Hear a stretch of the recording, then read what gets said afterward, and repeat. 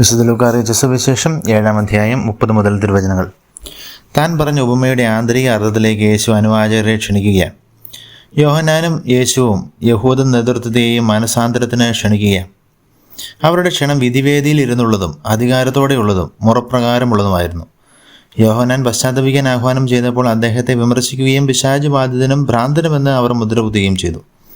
മനുഷ്യപുത്രനായ യേശു ഭക്ഷിക്കുന്നവനും പാനം ചെയ്യുന്നവനുമായി വന്നപ്പോൾ അവനെ ഭോജനപ്രിയൻ, മദ്യപൻ, ചുങ്കക്കാരുടെയും പാപികളുടെയും സ്നേഹിതൻ എന്നിങ്ങനെ അവനെ കുറ്റപ്പെടുത്തി. അവനെ തിരസ്കരിച്ചു.